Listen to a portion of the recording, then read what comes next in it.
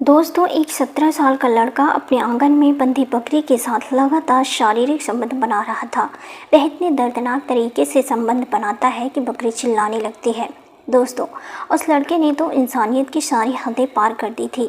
दोपहर का समय था, भाभी घर में सोई हुई थी और जब बकरी के चिल्लाने की आवाज़ उनके कानों में पड़ती है तो वह जग जाती हैं और आंगन में जाकर देखती हैं तो उनके पैरों के नीचे से ज़मीन खिसक जाती है।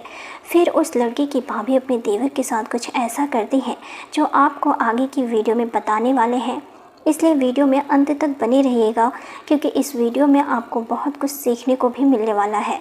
और दोस्तों, आपसे एक छोटी सी प्रार्थना है कि आप हमारे चैनल को सब्सक्राइब करें और वीडियो को भी लाइक कर दीजिए। तो आइए जानते हैं आखिर पूरी कहानी है क्या। दोस्तों, ये सच्ची कहानी उड़ीसा की है। दोस्तों, उड़ीसा के एक गांव में एक छोटा सा परिवार रहा करता था और उस परिवार में 2 भाई थे। उनके माँ बाप का एक्सीडेंट में मौत हो चुकी थी। ये दोनों भाई अकेले ही रहा करते थे। बड़े भाई का नाम रमेश था और छोटे भाई का नाम उमेश था। बड़े भाई की शादी हो चुकी थी। रमेश दुबई में अच्छा खासा पैसा कमाता था। छोटा भाई पढ़ाई करता था और वो पढ़ने में भी काफ़ी अच्छा था। रमेश 6-7 महीने में 1-2 महीने के लिए आता था और फिर वापस अपने काम पर चला जाता था। अब घर में भाभी और देवर रहा करते थे। मगर दोस्तों, उमेश के जो स्कूल के दोस्त थे वे लोग उमेश को बिगाड़ने लगते हैं, उसको गंदी अश्लील वीडियो दिखाने लगते हैं।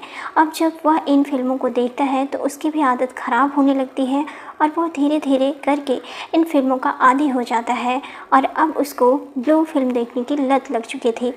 अब जब भी वह घर आता तो अपनी भाभी का फ़ोन उठाकर चोरी छुपे अपनी भाभी के फ़ोन में वह ब्लू फिल्म देखा करता था। और दोस्तों, अभी इस तरीके से लगभग 6 महीने का समय बीत गया और उमेश को अब फिल्म देखने की पूरी तरह से लत लग चुकी थी।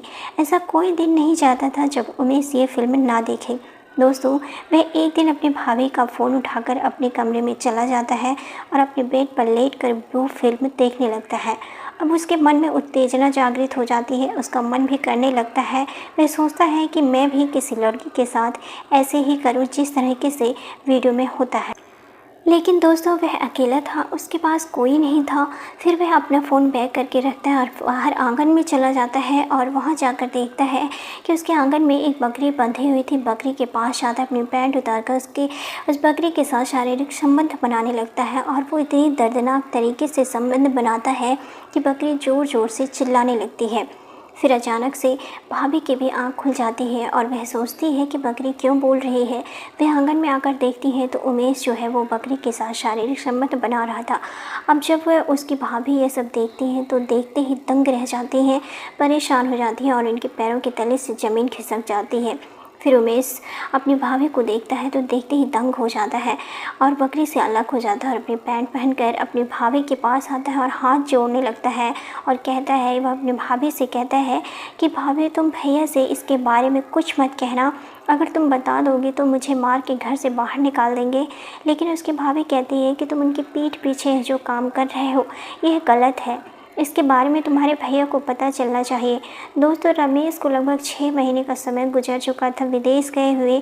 अब रीना भी अपने आप को अकेला महसूस करती थी। इतने दिनों, इतने महीने उसके पति को गए हुए गुजर चुके थे। रीना भी अपने ही मन में सोचती है कि देवर इस काम में तो परफेक्ट है। दोस्तों, वह सोचती है कि अपने देवर के साथ ही वे इस तरीके का काम करे तो घर के घर में ही रहेगी और इस बात का किसी को पता भी नहीं लगेगी। बाहर किसी से दोस्ती करती है और उसको अपने घर में बुलाती है तो गांव वालों को पता चल जाएगा। दोस्तों, रमेश की पत्नी यानी उमेश की भाभी एक कैरेक्टरलेस लड़की थी। अगर पता लग जाता है तो उसके परिवार की बदनामी होगी, वह ऐसा सोचती है। तो वह अब इस मौके का फ़ायदा उठाते हुए देवर को अपने वश में ले लेती हैं और फिर उमेश से कहती हैं कि बोलो भाभी, मैं तुम्हारी क्या बात मान सकता हूँ। जब उमेश ऐसा कहता है भाभी से तो रीना कहती है कि चलो कमरे में चलो मेरे साथ और वहीं पर जाकर मैं तुमको पूरी बात बताऊँगी। फिर वे उमेश को लेकर अपने कमरे में जाकर बैठती हैं और अपने देवर से कहती हैं कि तुम तो जानते हो तुम्हारे भैया विदेश में रहते हैं और 1 साल और 2 साल में आते हैं। देखो, मेरा भी मन करता है कि मैं भी किसी के साथ संबंध बनाऊं पर पूरे गांव वालों को पता लग जाएगा। तो तुम्हारे पूरे गांव में हमारी बदनामी हो जाएगी। तो मेरा भी मन करता है कि मेरी भी इच्छा होती है, अब तुम इस काम में परफेक्ट हो, मैं चाहती हूँ तुम मेरे साथ संबंध बनाओ।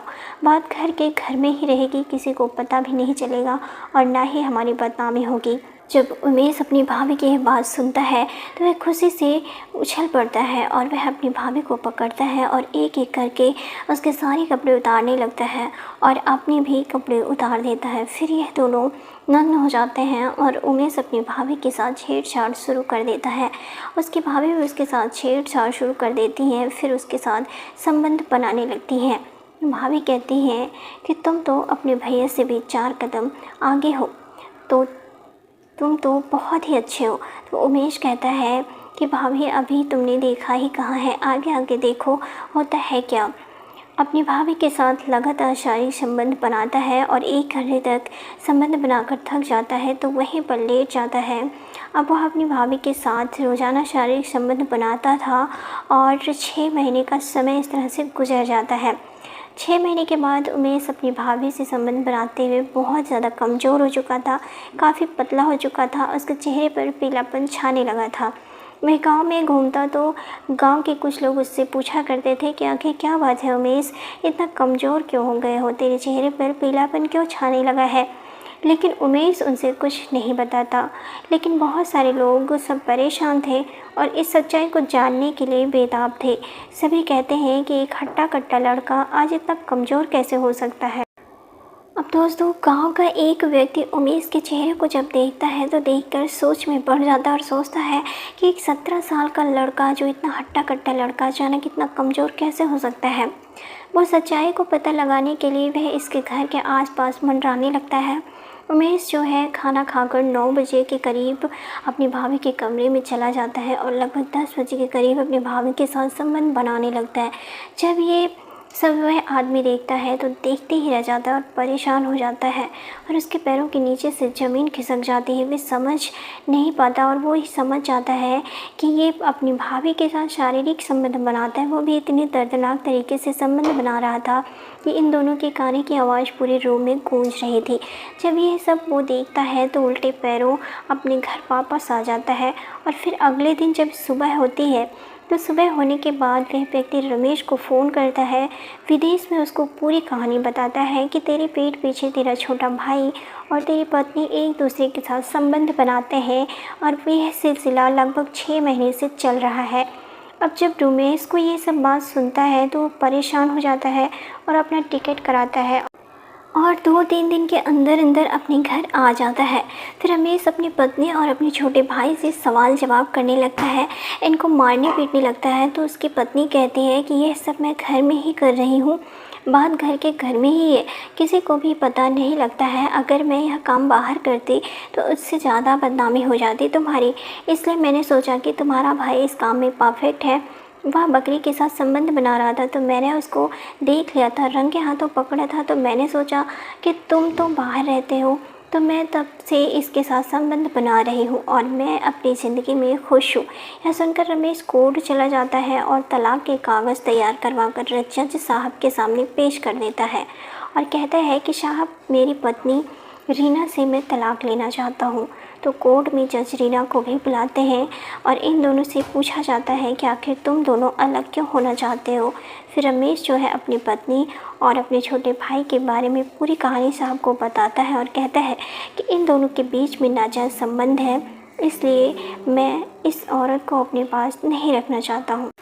इन दोनों की सहमति के तहत दोनों का तलाक करवा देते हैं और फिर रीना तलाक लेकर अपने मायके चली जाती है, अपने माता पिता के पास जाकर रहने लगती है। इधर रमेश भी अपने भाई से कहता है कि अब मैं तुझे यहाँ नहीं छोड़ सकता हूँ, मैं तुझे अपने साथ विदेश लेकर चलूँगा। फिर रमेश जो होता है अपने भाई का पासपोर्ट बनवाता है, एक वीज़ा निकलवाता है और अपने साथ उसे विदेश लेकर चला जाता है।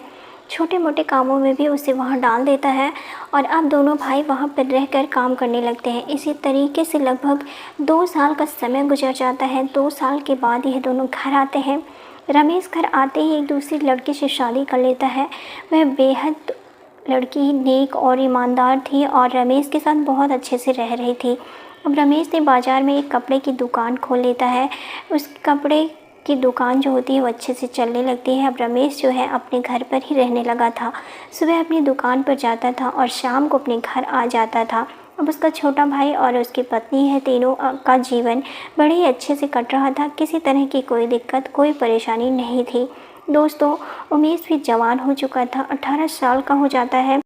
रमेश उसकी भी शादी कर देता है और उसकी शादी के करने के बाद अब ये दोनों भाई अपनी अपनी पत्नी के साथ अपने घर में बड़े ही अच्छे से रह रहे हैं। दोस्तों, आपकी इस कहानी के बारे में क्या राय है, आप हमें कमेंट में ज़रूर बताइएगा। तो मिलते हैं फिर अगली वीडियो में। तब तक के लिए जय हिंद। अपना ख्याल रखिएगा, सतर्क रहें और सचेत रहें और हमारे वीडियो को लाइक और चैनल को ज़रूर सब्सक्राइब कर लें। धन्यवाद।